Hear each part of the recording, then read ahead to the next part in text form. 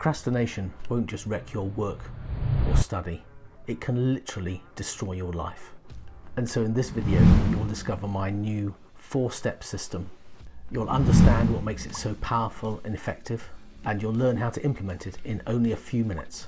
I've developed this system over many years to beat my own serious procrastination that could have derailed my life. Since creating the system, I've read every book I can find on procrastination. I've read countless research papers, and I've spent many hours thinking deeply about the topic. And I've done this all to refine my system, finesse it, make it as powerful as possible, use the best and latest research to come up with something that works as quickly and as effectively as possible. And so now I have a system that I'm really proud of, and I think if you give it a try, you'll find it really effective if you're a serial procrastinator. To start though, we need to discover whether you're actually procrastinating at all. And that might seem like a strange thing to say, but stay with me and I'll explain. Procrastination is a form of self-regulation where we prioritise short-term need repair over the long-term pursuit of intended actions. So we procrastinate to avoid the negative feelings associated with a task, but we do this at the expense of not following through and completing the task. Often we might decide not to do something right now because we're managing our time, or we might be dealing with competing priorities, or there may be many other reasons why it's the right thing to do to leave the task for now. Put simply, there are lots of reasons why we might put off doing a task to another time, and those might all be really good reasons. And that isn't procrastination. Procrastination is leaving things that we really don't want to do. It's not leaving things that we can't be bothered to do, but we'll get round to at a later date. Most procrastinators will tell you that as the deadline looms, they panic and put in the work. And that was certainly how I looked at things in the past. I would always get the work done, and I would tell myself that it's actually given me more free time. It allows for things to change in the meantime, which they often do, and it maximizes focus when you eventually do get down to completing the task. But there's a really big hole in this thinking, which I'll go through at the end of this video. In the meantime, I'll just say that procrastination is an understandable strategy, but it's probably the biggest thing that's holding you back right now. So let's get straight in to the 4-step system and start with a small step in the right direction.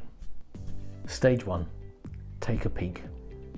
If you're procrastinating on a task, you'll recognize that because when you start to think about it, you'll immediately push it to one side. You know that as soon as you start to think about that task, you will experience strong negative emotion. When this happens to me, I feel these emotions right here in my stomach. And so stage 1 of the system is just to notice the task and notice that we have a strong negative feeling towards it. We're not going to address the task at this point, so we can relax, push those emotions away, and just focus on making a note of the task and how we're feeling towards it. And at this point, you can tell yourself that it's okay to feel bad about this task, and that you've taken a great step in the right direction by simply noting down the task and that you have been procrastinating about it. And as we do that, it's really helpful to imagine ourselves as our own coach, sitting down next to ourselves. Any coach working with you would take a positive and an understanding approach to procrastination. They would start by recognizing how hard these things are and how normal it is for people to procrastinate over things as difficult as the task you've got ahead of you. And so you can tell yourself that, acting as your own coach, in an understanding and caring way, you can tell yourself that this is hard, it's okay, and that anyone would find this difficult. Really feel the compassion within yourself as you do that. Alternatively, if you've already started the task but are way behind where you should be, then instead of feeling compassion for the feelings you have, perhaps the better way to start is to forgive yourself. In the same way as you would forgive a friend. Forgive yourself for delaying and for not getting on with the task. And finally, in this first step, once we've found that compassion and forgiveness in ourselves, and while we're still taking a peek at the task, it's really helpful to try and find the meaning associated with that task for you. So it's really helpful to think about why completing that task is important to you. What will completing it mean to you? And that's it, that's stage one, that's taking a peek. We notice and note the task and our feelings around it.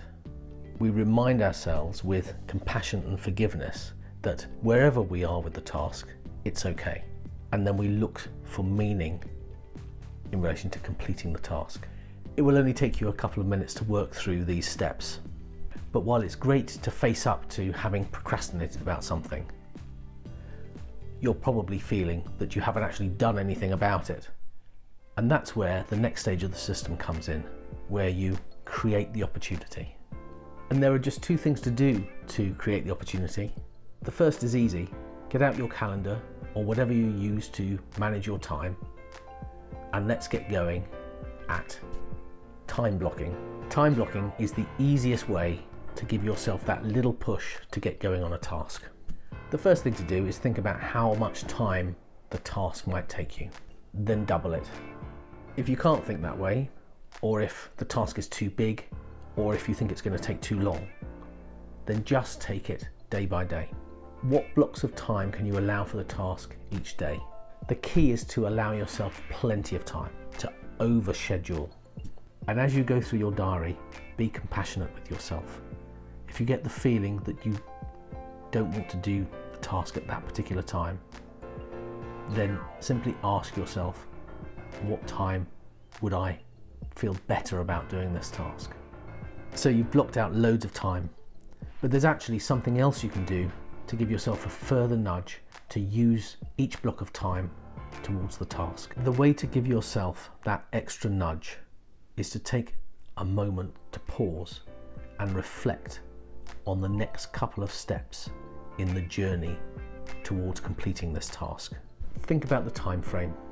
If this is a really long task, so for example, it's going to take you a year to complete it, then I want you to think about a time frame in, say, a month's time.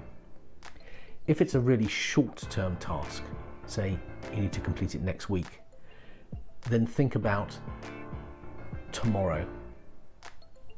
You get the idea. Long time frame, longish period to look at. Short time frame, then just a very short period to look at. And then in this time frame, I want you to think about your future self at that time. Really pause and think about how you will feel tomorrow or next month if you don't start the task now. Then think about how you'll feel tomorrow or next month if you do start the task now, and if you've made some progress on it. So just think about that for a moment and think about how you'll feel as a result. Because research shows that recognizing the effects that your efforts have on your future self can really add strong positive emotions to counterbalance the negative emotions you're feeling around the task. Once you've done that, you are on your way. You've time blocked and you've stepped into the shoes of your future self. And it's worth reflecting on how far you've already come, because you've faced your fear, you've worked out why the task is important to you, you've scheduled in plenty of time to work on it, and you've realised just what it'll mean to your future self if you've scheduled in some time and got started on it now. But all of that will be for nothing if you don't actually get started on the task. And so now it's time to clear the path ahead. So imagine you've got to your first scheduled block of time, and the question now is, do you feel you can start the task? If you do, then let's get going. But more realistically, you've probably found that you don't feel like you want to start the task. And you've already found a number of things that you'd prefer to do instead. And the first thing to do here is just to gently remind yourself, it's okay to feel like that. It's perfectly natural that that is how you're going to want to feel. And then, instead of distracting yourself with social media or all of the hundreds of other things you had in mind to do instead of the task, pull out your journal or a piece of paper and start writing. Because here we're going to explore our feelings and the beliefs we have behind them. And so now we're using the time you've allocated for the task to write about your feelings, write about the task and the challenges it's throwing up for you, and just keep writing. You need to be writing and including actions, perhaps, including all the things that are part of that task. Just writing them out will help you break down the task into manageable parts, or it might flesh out some points that you don't want to forget. And you really need to keep coming back to how you're feeling about the task and why you're feeling that way. What is it that's causing the feeling? And if you keep doing this, every time you get that feeling, you write out what it is, you pause, you sit with it for a moment and try to work out why you're feeling that way. You'll start to recognize the cause of the feeling. It's as if you started to dig for oil. As you dig away at your emotions and the reasons behind them, at some point you'll hit the gusher. Your emotions and the reasons behind them will come flooding out and onto the paper. If you do this, you might use up a lot, perhaps all of your allotted time.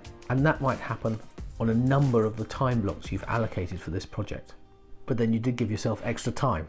But at some point, if you do this, you'll feel up to working on the task, or an element of the task, or one of those actions that you've written in your notebook. And doing that is beating procrastination, because you've adopted an alternative approach to regulating your emotions. And if you keep doing that, you will be unstoppable.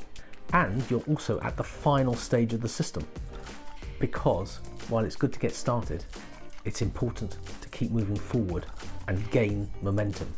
And so it's time to take a step forward. So as you go to take the next step in working on your task, you have one of three routes available to you. If you still feel nauseous about the action you're about to take, then set yourself a 2-minute timer. Tell yourself you'll just work on it for 2 minutes and then stop if you want to. And after that 2 minutes is up, you can just keep going if you want to, or if you don't feel up to it, then go back to your journal, write in that, write your emotions and why you're feeling those emotions, as we did in the previous step. If you're feeling a bit more positive than that, then set yourself a 5-minute timer and see how you go. Or the third route is if you're feeling actually relatively comfortable with this task or this part of the task, in which case set yourself a 25-minute timer, a Pomodoro, work on it for 25 minutes and then take a break. And as you take a break, it's useful to remind yourself that you've got a good reason to be doing this task, because you've identified what completing this task means to you, why it's important to you. And you can remind yourself how good you'll feel tomorrow or next month, just because you've got started on the task and you've taken some of the strain from your future self. Just taking a step forward, however small that step is real progress, and you should be proud of yourself. And the really great thing about using this system is that you will get better and better at not procrastinating. Each time you use it, you will replace your procrastination with a better way of managing your emotions, a method that will make you unstoppable. And I say that because procrastination can literally ruin your life.